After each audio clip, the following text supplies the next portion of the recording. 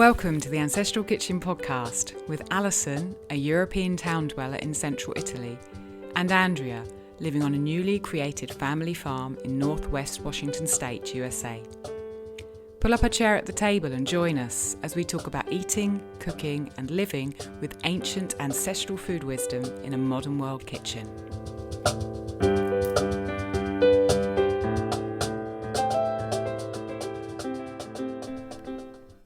Hello, Andrea. Hello, Alison. Really nice to talk to you again, and I'm so excited about our topic this week, which is what we're both fermenting right now, what's going on in our kitchen, what's bubbling. And I get so excited to think about all the wonderful transformations and bubbles and bacteria and flavours and adventures that are happening. So I love to hear what's going on in another kitchen apart from mine. Looking forward to hearing what you've got going on. I'm so ready to talk about it. Cool. Okay, before we start, let's do our kind of normal beginning of the podcast thing. And I want to hear, it's evening your time. Tell me what you have eaten for your supper this evening. Ooh, we had a delicious 3-cheese quiche. It was so good. What were the 3 cheeses? Gruyere.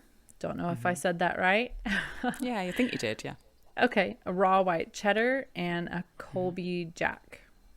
I don't know what a Colby Jack is. Sounds nice, though. It's a really soft, I don't really know specifically, but it's really soft, kind of like cheddar. But boy, it was good, and it was just a good way to use up half dozen eggs. Yeah, because you're chickens, you've got so many eggs. It's the best. I can't get over that eggs are just this perfect little pocket of nutrition and meat and just life. And flavour. They're so magical. Absolutely. I mean, nothing compares with this kind of egg. Talking about using up things, I've just had breakfast because it's morning my time. And I've kind of got a bit of a story behind my breakfast. We're going to a regular farmer's market here on a Thursday evening to try and literally rid supermarkets from our lives. And there are lots of local producers, and it's a real farmers market. They're actually growing them and making the stuff themselves, the people who are there. That's fantastic. And it was a really exciting one this week. There were lots more people there. There were basket weavers and musicians, and there was a little stall where they were doing a seed swap. It was really encouraging and really exciting. And we started talking to a couple who have kind of a big piece of land, which is just close to here, which they got 2 years ago, and it was completely dilapidated, kind of just disused. And they're slowly trying to bring it back to life. And they've got all the kind of indigenous trees that were there before they moved in. And so they're trying to make produce with what they've got, as well as systemize everything to make it better. And so they had lots of chestnuts and chestnut flour, and the husband makes vinegars, and the vinegars were amazing. Oh, absolutely delicious. Honey vinegar and onion vinegar and lots of different vinegars. But they also had lots of hazelnuts, because they've got lots of hazelnut trees there. Oh, so I love hazelnuts. We came back with a big bag of hazelnuts, and we were cracking them, making a mess everywhere.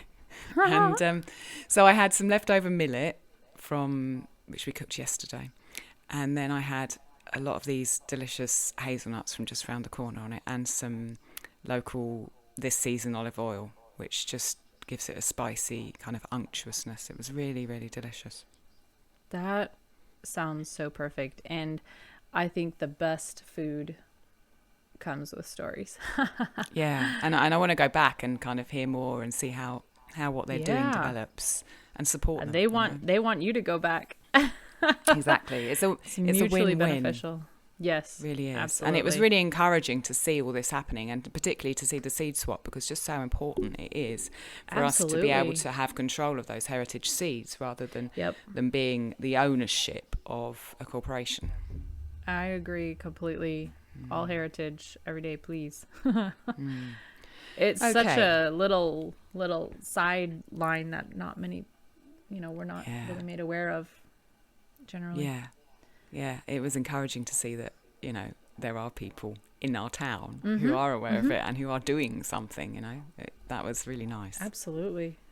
So let's talk ferments. Let's move on and talk about ferments. And first of all, I thought what we could do is just list what both of us have going on in our kitchens and then pick a few of them out, because we won't have time to talk about them all, I'm sure. We can pick a few of them out, dive into them a bit deeper and explain kind of the whys and the whats. So first of all, give us a list of what you've got fermenting in your kitchen at the moment. Okay, well, I'll start at the top and just work my way down. Does laundry count if I'm fermenting laundry? Just kidding. Yeah. Snap. Okay, I've got oatmeal, fire cider, mustard, sauerkraut, ginger carrots, hard cider. No kombucha or kefir going right now, although I do have a bunch of jars of each. Sourdough start on the roll and purple onions. Nice. Okay, we've got some overlap. I've got the sauerkraut too, which I always have. Perfect. I've got my sourdough starter. I haven't got a loaf kind of fermenting today, but I do have some fermented millet, which has been ground up, and probably I'll cook it into a porridge tomorrow. I've also got Jerusalem artichokes and garlic. Garlic's another one that I always have rolling. We've got water kefir that's always rolling. And then I've got 2 grain ferments that I'm really into at the moment, a Scottish ferment called sowans and a Turkish ferment called boza. So we've got quite a nice array between the two of us. We do, and we also have completely different things. So that's perfect. Wow. Okay, I love uncoordinated. Yeah, we are. But I want to start by asking you about your ciders. Let's just jump in with the drinks, because really, I've heard of fire cider, but I don't know much about it. And I've heard the term hard cider, but I've never made cider. So could you really talk about both your ciders and tell us what they're for, why you do them, and the differences between them? Well, the fire cider or master tonic was introduced to me by a very dear friend and mentor, I would say. And it was given to her by one of her friends, and I'm not sure mentors, but somebody who was very influential.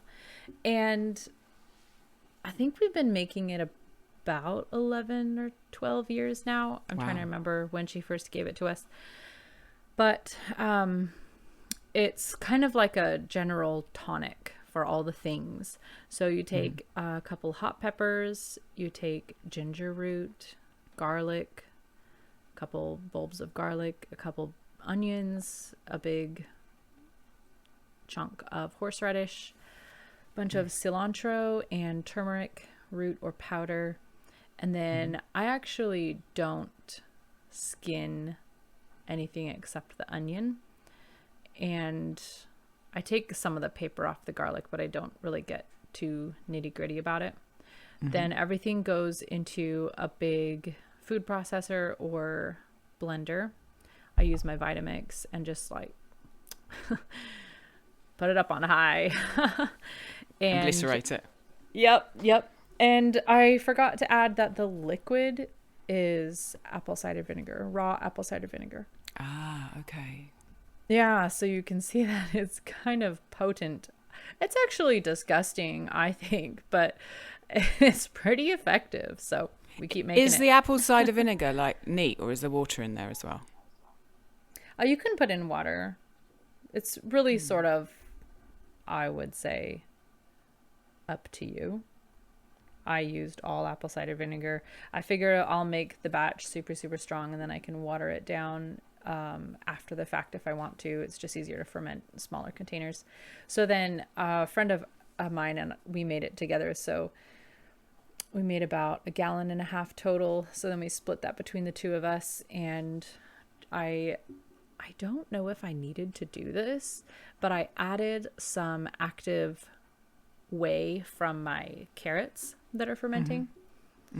And like I was telling you earlier when we were just chatting on Instagram, I don't know if it was entirely necessary because of the apple cider vinegar, but it's the same method that we use for our mustard. So I thought, hey, it's not going to hurt it. So it's just going to sit it sat on my counter for a couple days, and now it's going to sit in the garage for probably 6 weeks. And then I will strain it through like a mesh nut milk bag. Mm-hmm. And then the chickens will get the pulp, which is basically a tiny brick by the time I'm done wringing it out. Mm-hmm.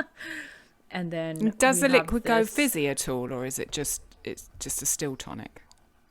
Well, so here's the thing. We always made it before, according to the recipe, without adding the whey. So it has never been fizzy before. So I don't know if this is going to make it fizzy. I could probably strain it and then ferment it again with more whey. Yeah. But I'm not sure if that would even be... I'm not sure if anything would be gained by that. I don't think it would. I think if you wanted a fizz, you'd have to put some form of sort of sugar in there or something. On a second ferment, you'd have to put a bit of fruit in or a bit of honey. Yeah, which I don't want to do, because if you're taking a tonic for something, you're probably going to be avoiding anything sweet and probably also avoiding CO2. So then we just keep it in bottles, and you can take it, just preemptively as a kind of daily dose if you want to, or weekly dose or whatever, or you can take it in time of crisis. So do you use it in particular for, like, for example, colds, or is there something that you keep it for and you think, that's when I use the fire cider?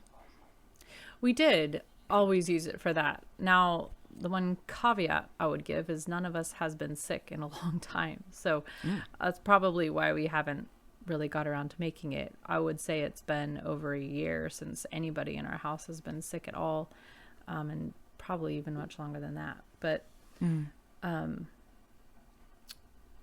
it's just nice to have on hand, and when you need it, you can't, it needs to already be done. So yeah, exactly. You got that 6 weeks of prep. Right. And can you use it in cooking? Could you use it as a tiny kind of bit to give some real zing to a dish? You sure could. Wouldn't take like a stir fry or something. You want to have that kind of ginger hot feel to it. Right. It's kind of interesting aromatically, but it wouldn't be that bad if you threw it into a sauce or something.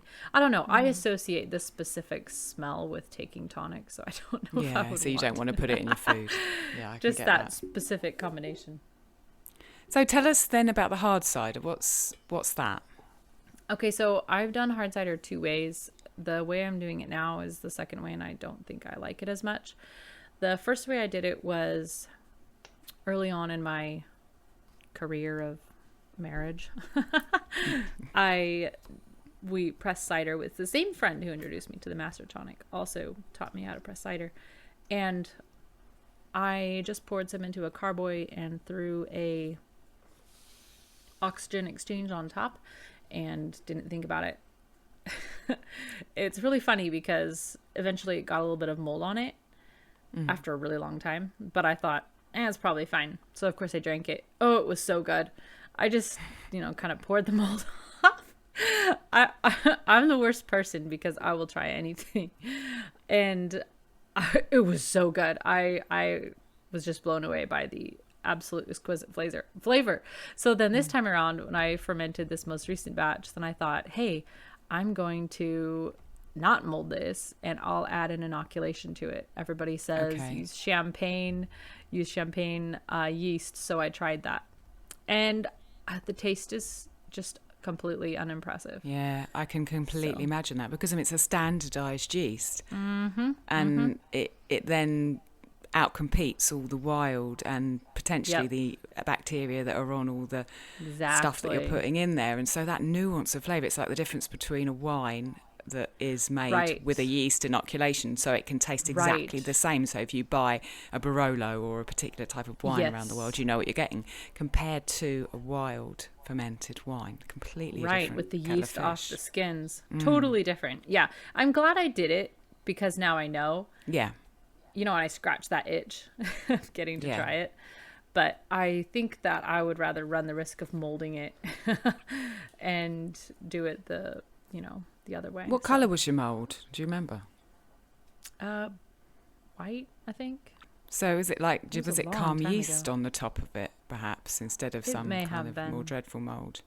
It may have been. Because I've had kind of lots of experience with calm yeast, and it doesn't look very nice, but it's not actually No. harmful to ingest. Whereas some of the Well, other see, molds, I had never fermented anything before, as far as I know, as far as I can recall, because that was right when I got married that we did that. And I don't think I had ever fermented anything in my life. I don't think it ever crossed my mind. But I knew enough about acidity and canning to know, well, it ain't going to be botulism. So don't recommend drinking mold, just for the record, I should say. No. But you'd be shocked how many times I've peeled mold off the top of a ferment and said, this looks just fine, and eaten the bottom. Yeah. It's a fine line, because it's horrible to throw produce away. And I know that, when I've read Sandor, the god of fermenting, he has not a lackadaisical attitude towards mold, but not it's a little lackadaisical. not paranoid, I would say. Yeah, attitude towards I think mold. he influenced me. He definitely influenced me to just shovel out, because I remember distinctly in one of his books, he goes, I just peel back the mold and eat the stuff underneath. And I was like, well, that sounds great to me. Yeah, I want this cider. Well, now with the chickens, I guess I wouldn't feel bad about discarding it if I needed to, because they would just gobble it up. Yeah. Okay. And how much have you made of this? What quantities do you make it in? Of what? The hard cider? Yeah, the hard cider. Probably 4 gallons, I think. I'm trying to remember. I think there's 4-gallon carboys, maybe 5. Okay. And you drink it, and your husband drinks it? Well, we don't really like it, so it's kind of what are you going to do with it? I don't know. See if chickens can get drunk? Okay. I'm not sure. Maybe a listener will message me and they can take it. Yeah. You can't do anything about it once you put that yeast in there. You can't salvage it. No, you can't go and spoon up some wild yeast to overrun it. There's no reversing it, but I don't know. Maybe we'll just drink it. We have friends coming over or something, and we'll just, tell them it's really good and they should enjoy it. We'll give them a bottle. That's the thing with fermenting. It's always an experiment, and you change one thing and you just don't know what's going to happen, and you don't know whether you're going to like it or whether it's even going to work. So it's an adventure. I think you put your finger on exactly why it fell out of disfavor when food became industrialized, is because it is always so different. Yeah. And I think that's fascinating. Yeah. Absolutely fascinating. That kind of moves me on to the boza that I'm making at the moment, because I've been experimenting with different expressions. I need to hear more about this. You keep referring to it, but we need more information. I'm probably with the majority of the listeners that would say, the what? You called me a what?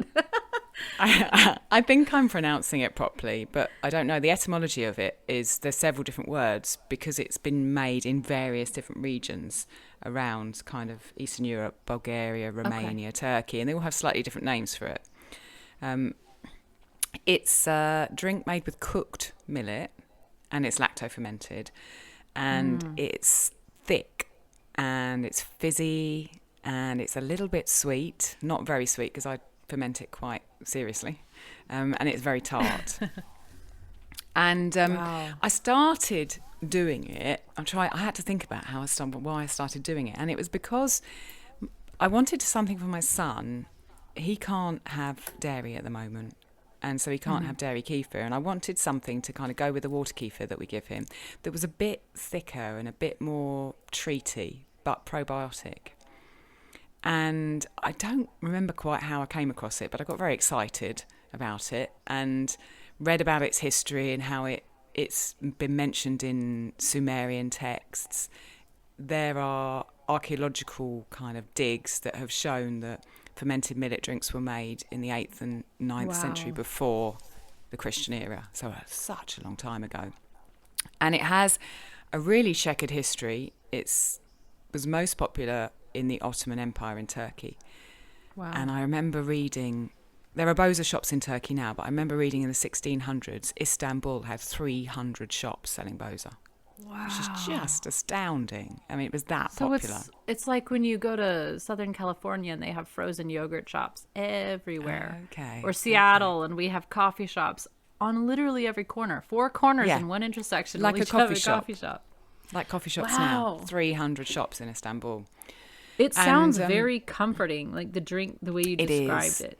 It sounds very is. comforting. I think they used to feed it to soldiers to warm them and to give them strength, because it's also, it's got some calories. Got some calories in it too. And basically I cook the millet, and then I made up a starter myself. You could go to Turkey, I presume, and buy a starter.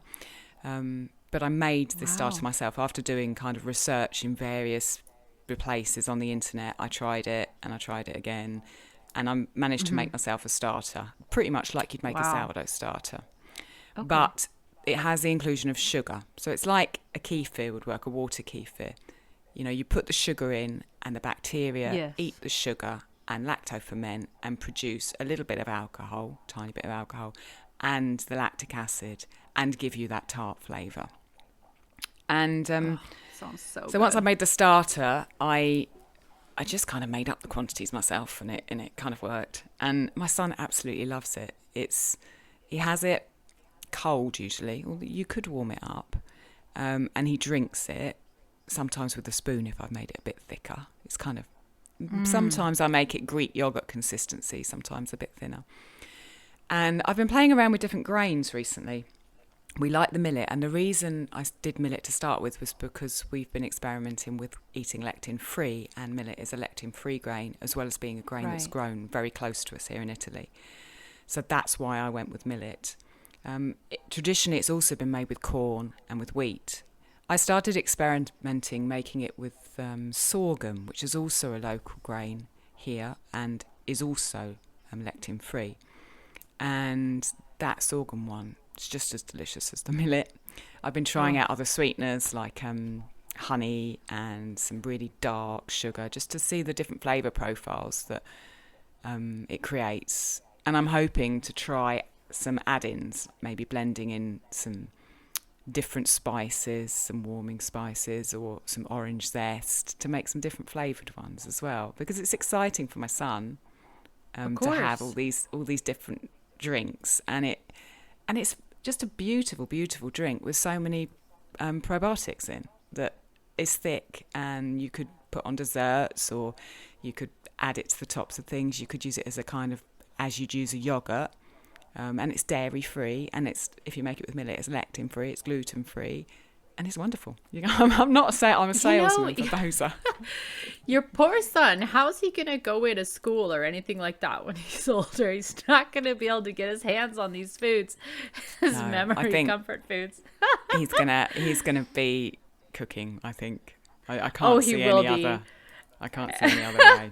What a foundation he has. And okay, you kind of teased me about this earlier, and please tell me that it will be true. Is there going to be a way that we can learn more about this from you? Please say yes. I hope so. My plans are to try to put together a little course with videos and worksheets and audios where I explain what boza is and explain a bit about its history, and then show how to make the starter, because you've actually got to make the starter yourself if you want to have a go at it before you make the drink, and then put all the different things I've tried so people know how to make it, what to do, and just handhold them through, hopefully with some videos. I'm hoping to do that this summer. So yeah, just stay tuned to me. I'm not going to stop experimenting, so there's going to be lots of boza pictures on my Instagram. I'm pre-registering right now.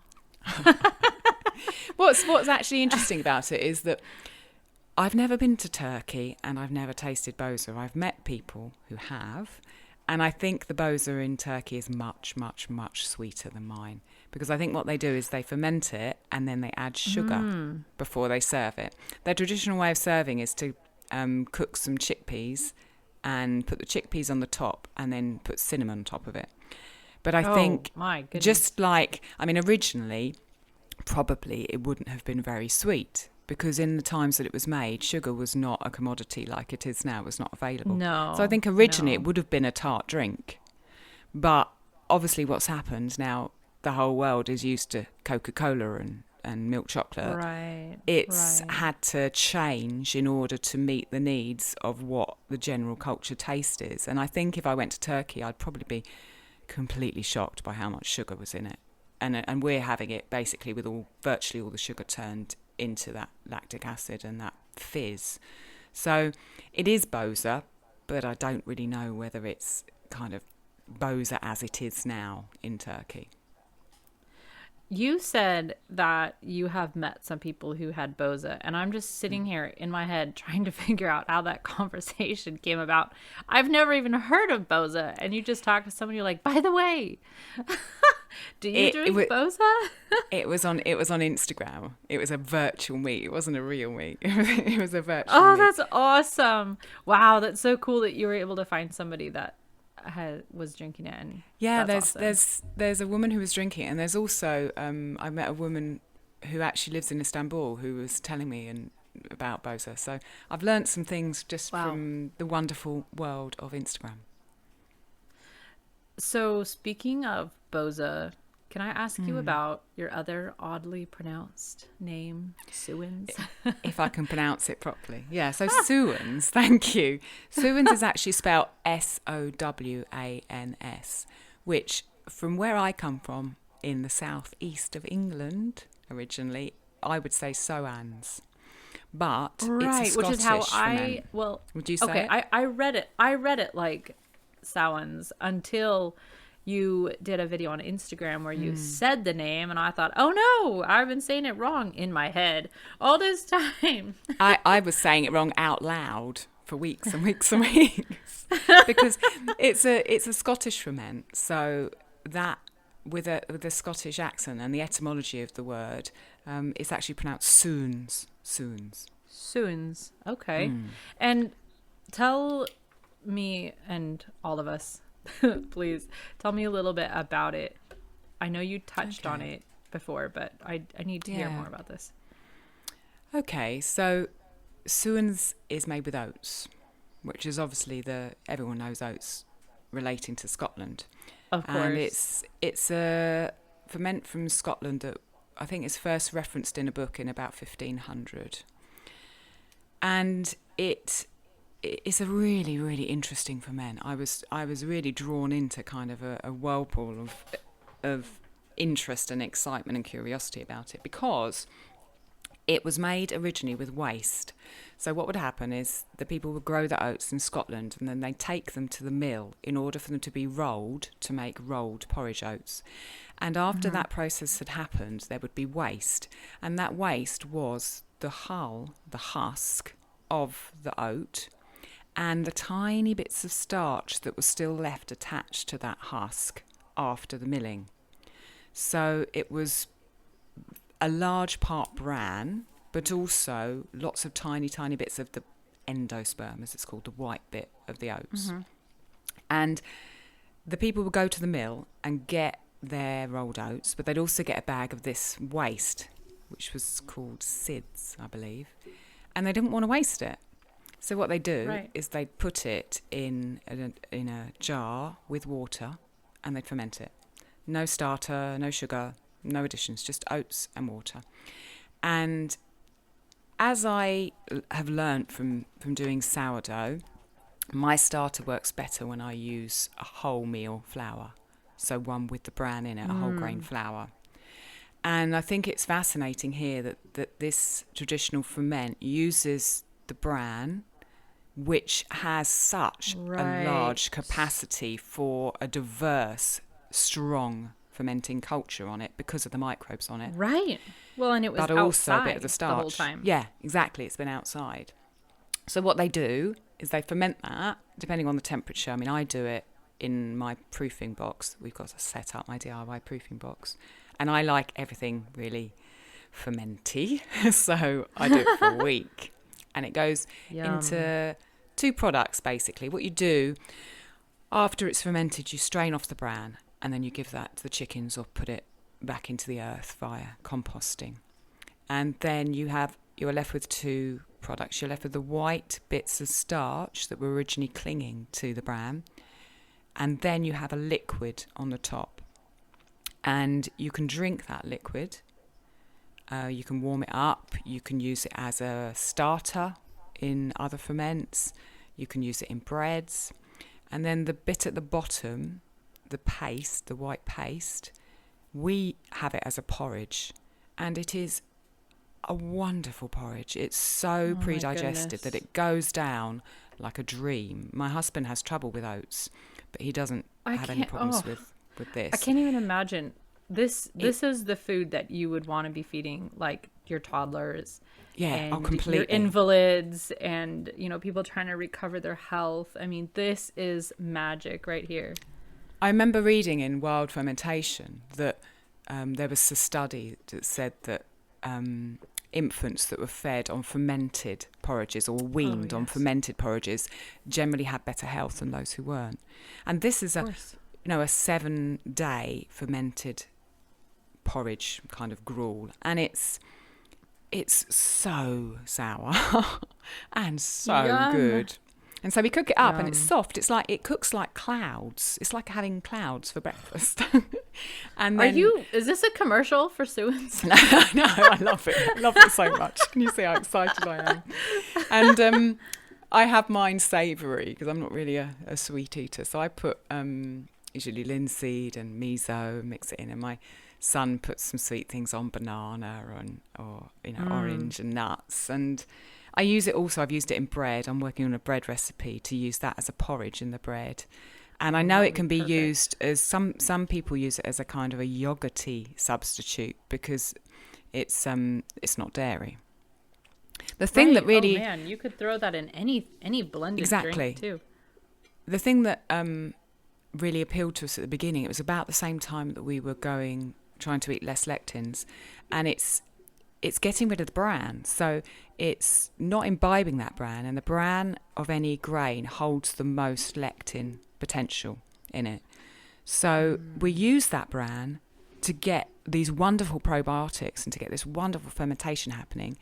But then we take potentially the bit that has the most possibility to be a trouble to digest, and we give it back to the earth, or we give it to the chickens. I love it. And so that suits kind of the direction we're heading at the moment. And yeah, I got so excited when I heard about it that I had to know about it and I had to make it. And we tend to do it every other week now. So we have it fermenting for a week, and then at the weekend I've got some, and it lasts a week, and then the next weekend we make some more. Yes. So Yum. You know about it now. You like it. We're all drooling. Excellent. So it's really it's really nice. Now I know we both are doing sourdough right now. Yeah. So I want to ask you how you feed your sourdough, and then I'll say how I feed mine, and we'll just great. Similar. So my sourdough starter is rye completely. I don't bother with any other grains, and I use whole grain rye because it just works for me that way. And I don't really have a schedule. I don't really have, I'm not the best person to pass on, oh yes, I feed it every day and I do this. I don't. I have a glass jar with it in the fridge, and I tend to make it quite low hydration because I find it can go longer in the fridge between feeds if it's a low hydration. Oh, so nice. I make it about 70% hydration, so it's quite a thick paste to stir. And then I'll just feed it with my whole grain rye, a spoonful of the old stuff, stir it together, and then I bung it straight back in the fridge. And after literally a day, it will be ready to use to make a leaven for a new bread. And sometimes I forget, and I smell it, and I think, "Oh, that's a bit strong." And then I think, "Well, I've got to feed it again." But it's one jar in my fridge, and I probably feed it once a week, I would say. Well, and rye is also pretty notorious for being such a good leavener. Yeah. It is. In sourdoughs. So, well, I told you we haven't done any sourdough for a long time because we haven't had wheat for a while. But I still have quite a lot of wheat and quite a lot of rye, so I decided to start fermenting again. So I just kicked up a sourdough start. Let's see, I think it's been on the counter for a week and a half now. So right now I'm just building it up to, bulk enough to make some for the family. So is that a wheat one? Yep, that's a wheat one. And do you do white flour or whole grain flour? It's the only flour I have right now, which is a bread flour. It's an organic, I think it's white wheat because it's pretty soft. And it comes from a mill that, well, it's a not super close to us, but it's a local-ish mill. And what I love about them is they mill everything at a very low temperature, so it doesn't get kind of cooked.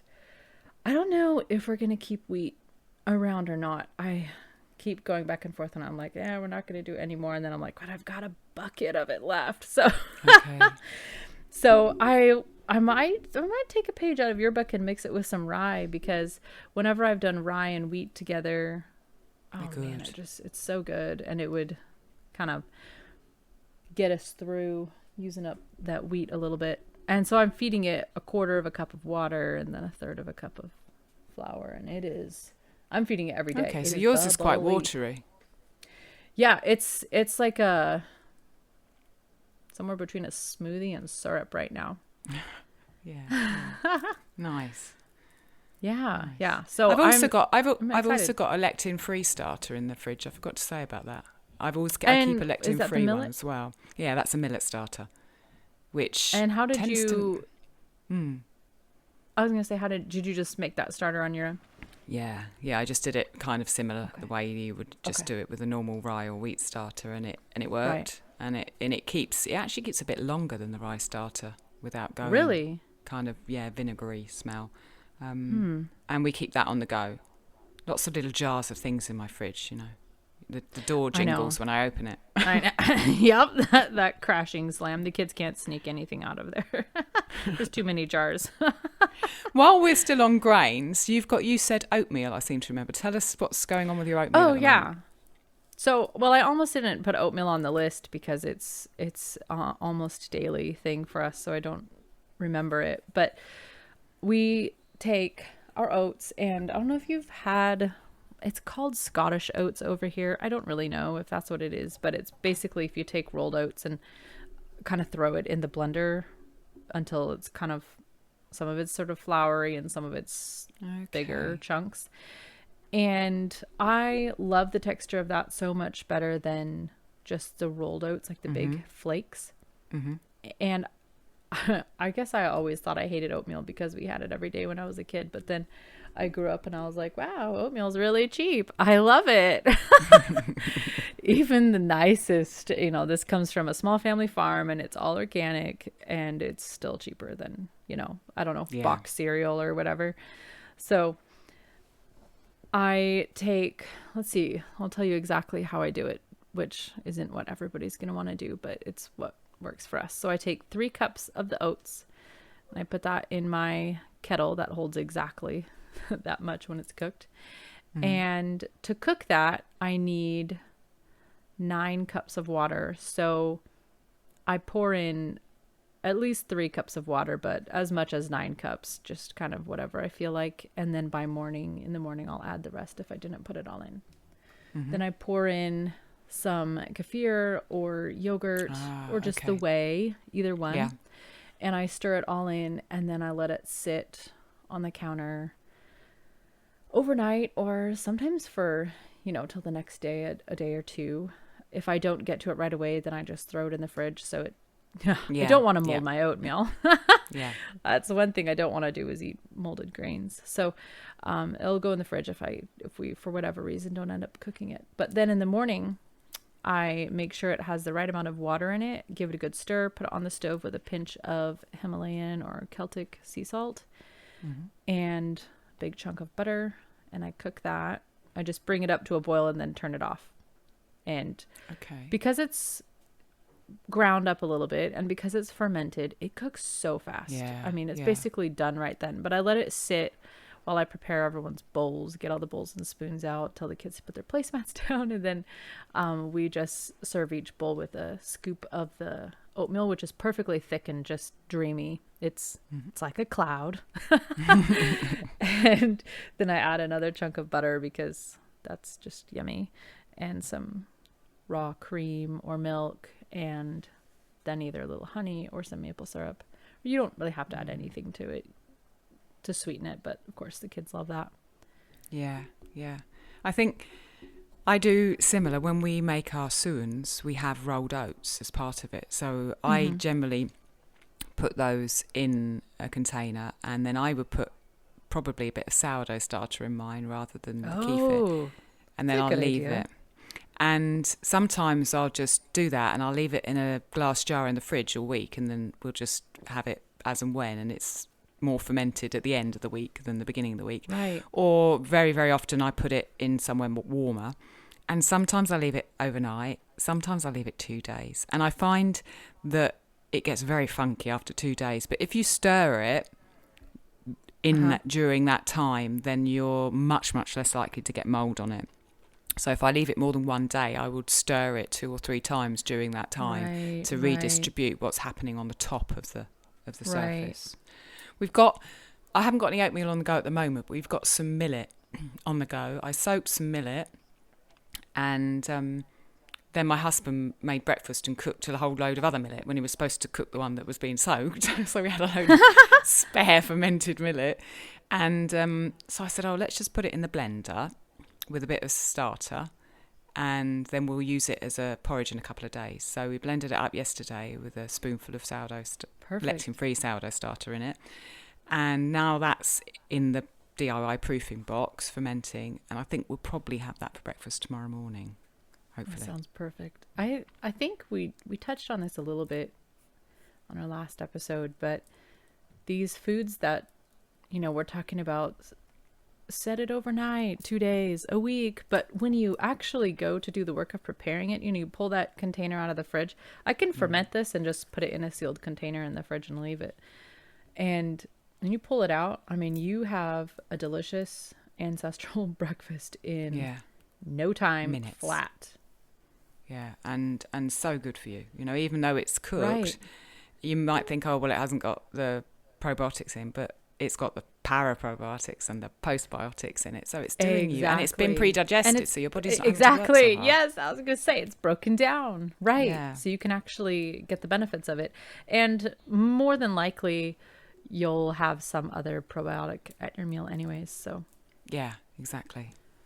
Nice. Let's talk about veggies, because we haven't talked about our veggies yet, and the time's ticking on, and I know there's more, because I want to ask about your onions, and you said mustard as well, because I remember reading about mustard when we were doing the GAPS diet, and seeing it in that Hilary Boynton book, which I know you've got, and thinking, I should do that. And I never got around to it. So tell us about that. Tell us about your onions.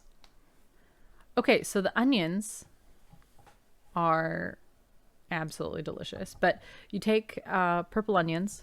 I suppose you could use different onions if you wanted to. And I slice them into rings. Do you mean red onions? Because we don't kind of have purple onions here. I'm thinking maybe you mean red onions. Well, my version is red onions. Yeah, they could be. Yeah, I've seen various hues. I suppose any onion with color, we shall say. Okay. A decorative onion. So you can slice them or chop them. I like them like rings because I like to drape them on top of a piece of meat. Yeah. Or if you chop them, it's more like a relish. And then I put them in. Literally you have all these beautiful complicated things, and I do the laziest versions of everything. So I didn't even soak them and pound them or anything. I put them in a jar and made brine. And poured it over the top. Yeah. I made like a saltwater brine, poured it over the top. I put in all kinds of just whatever felt good. So I think I did yellow and brown mustard seeds, caraway, peppercorns, of course. Wow. I think there was some garlic cloves because garlic. And then made of course. Then I just made the sea salt and water brine, poured it over the top, and then added some. No, did I add whey to it? I think I added some whey. Like I had a huge jar of kraut going, so yeah, I think I probably pulled some out of that. And then I just left it on the counter for, I don't know, not a week, maybe a week, almost a week. Mm-hmm. And then I just put it in the fridge and there it sits. What temperature is your counter? Pretty cool. It's pretty cool. Okay. So a week at a fairly cool room temperature. Yeah, it could probably go pretty long if you had like a cold house. I feel like our temperature fluctuates, which I don't think is probably the best for the ferments, because our temperature drops pretty low. You know, we start a fire, we have a fire going during the day, and I keep it going up until I go to bed, and then it goes out at some point after that. And then by morning you wake up and the house is like 60-ish degrees, which is cold for us. Okay. And then, at some point I'll get up and then start another fire, and then it takes about 2 hours for the whole house to get pretty warm. So then there's these big fluctuations, and then I'll go into the kitchen and fire up the stove, turn off the stove, turn on the oven, turn off the oven. So I feel like the temperature is pretty erratic. And what do the onions taste like? Are they kind of softened, or do you still have that flavor of the kind of the raw? They're still pretty crispy right now. I really love mustard, so that's why I put the mustard seeds in there. But I think if you wanted more mustard flavor, maybe put in some mustard powder. Okay, that sounds good. So tell us about the mustard then, as you love the mustard so much. Let's hear about that. Yeah, so mustard, I had made mustard before, but just kind of, blend it and then can it type mustard. I was just canning it in jars. So it was not fermented. So this was my first foray into making fermented mustard. And I gotta say, I can't think of any reason to go back. Wow. So yeah, I followed the recipe from the Hilary Boynton book that you referred to. Yeah. The Heal Your Gut cookbook. And it has, I made a pretty big batch. Like I used 1 pound of organic mustard powder. So, not everybody needs to make that big of a batch. But organic mustard powder, this was my logic on that. I will just back up and say, is once you make this fermented mustard, it will last for a really long time. Mm-hmm. So my logic was get all the jars of spices out and all the bowls and make a gigantic mess once. And then I can sort of live off of it for a year.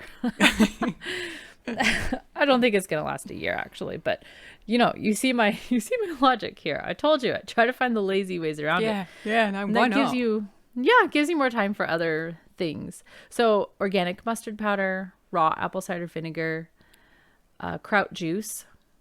And it's worth mentioning, I think we did talk about this on the sauerkraut thing, but I said I always make a lot more brine than I need for my kraut because I like to pull it out and use it for so many other things. Yeah. And then sea salt, organic lemon juice, organic turmeric powder, organic garlic powder, and paprika. So then whisk everything together and put a lid on it, leave it just on your counter for 2 or 3 days, and then put it in the fridge. And, it'll, I suppose if it's growing mold, you would know it's bad, but it's probably so not does it grow go mold. kind of airy like a paste, or does all the sediment of the It's pretty dense. the powder? It's pretty dense. Yeah. It's really bright because of the turmeric. The mustard is yellow, but not as bright as the turmeric.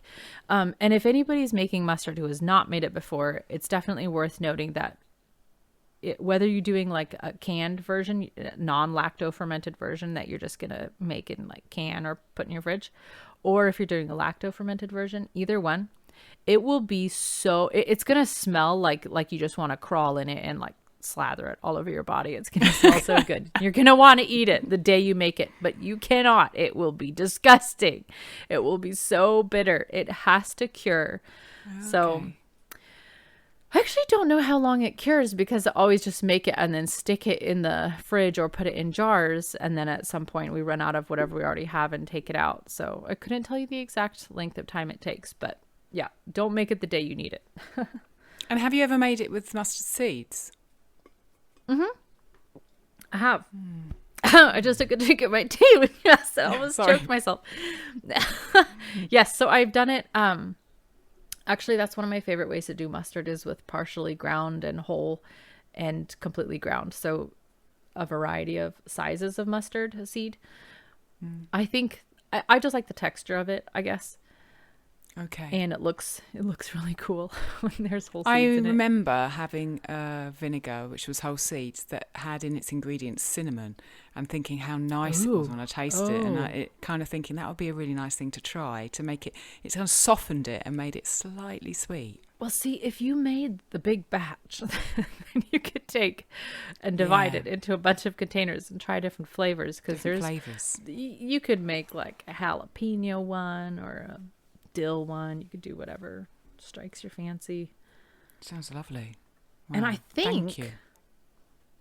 think, tell me if I'm wrong, but you could use this as a paste on your chest if you had like a cough or something. Yeah, as an expectorant. Yeah.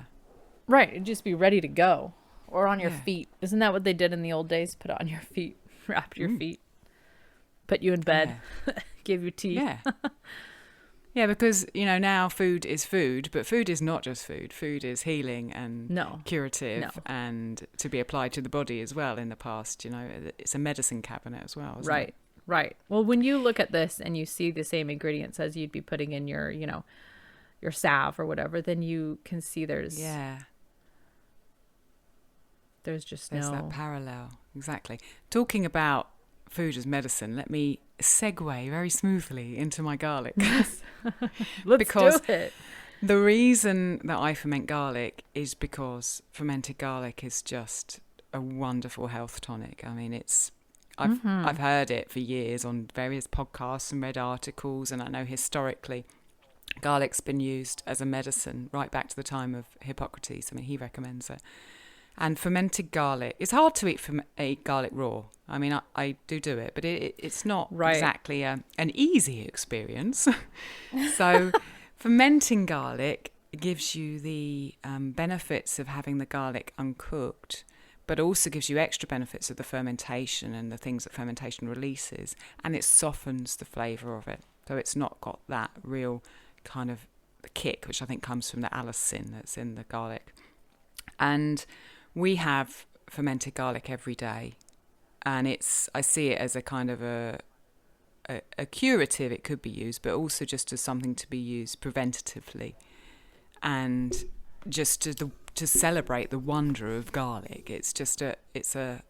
It's a wonder drug and a wonder food, and it's a really easy ferment to do. Literally just, you have to peel all the garlic, which is a bit of a pain, but then it's just throwing whatever spices that you want and pour a brine in, just like you were just describing for your onions, and then leave it. And usually I leave mine for 6 weeks. The water generally turns either green or blue because of the sulfur in the garlic.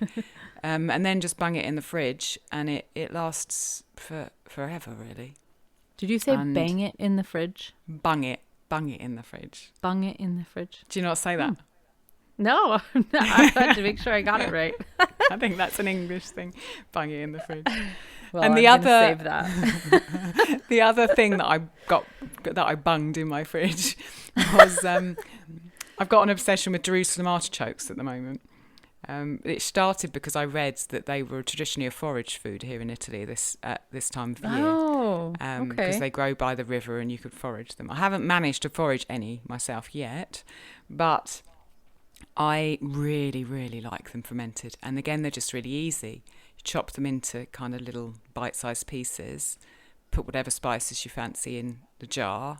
I often put garlic in and mustard seeds, caraway seeds, black pepper, and pour a brine over it. Make sure that the artichokes are underneath the water with the help of a cabbage leaf or some pickled pebbles. Leave them for 5 days. I leave them as a short ferment because then they're still crunchy.